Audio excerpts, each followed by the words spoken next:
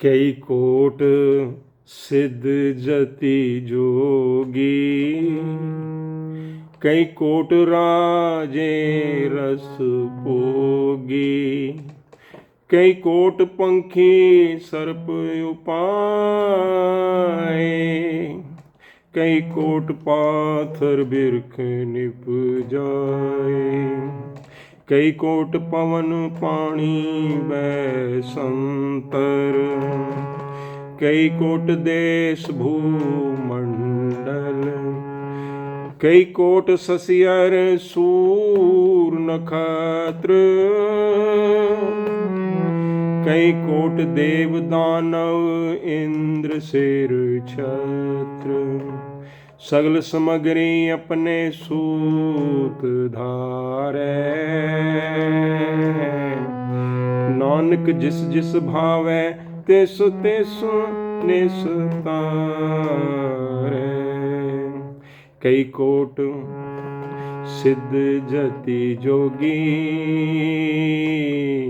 कई कोट राजे रस भोगी, कई कोट पंखी सरप उपाए, कई कोट पाथर बिरख निप जाए, कई कोट पवन पानी बैसंतर, कई कोट देश भूमंडल, कई कोट ससियर सूर नक्षत्र,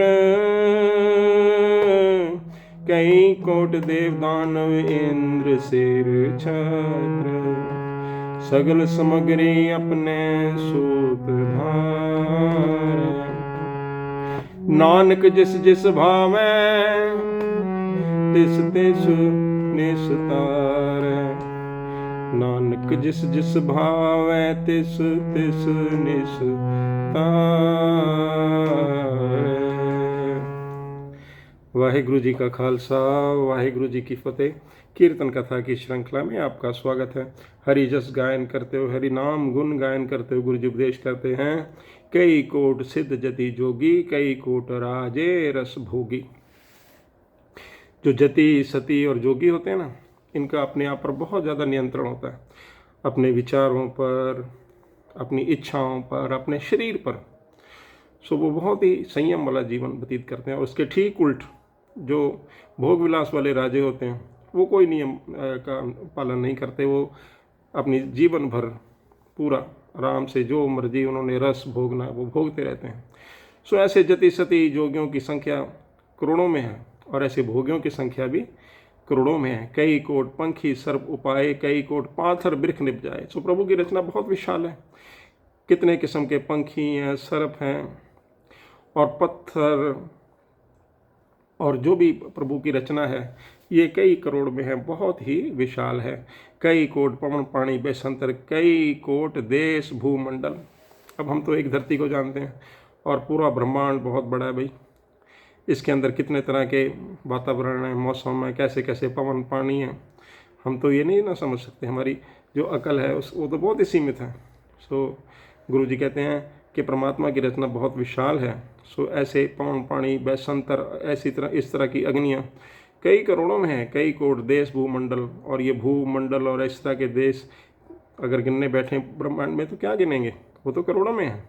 कई कोट ससियर सूर नक्षत्र। हम तो एक सूरज को जानते हैं, एक चांद को जानते हैं, लेकिन ब्रह्मांड है, प्रभु की रचना है, वो बहुत विशाल है।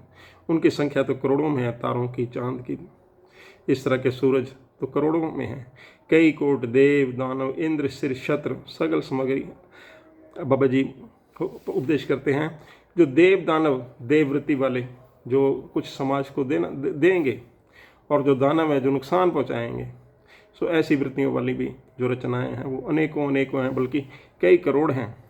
सगल समग्री अपने सूत धारे, नानक जिस जिस भावे तिस तिस निस्तारे।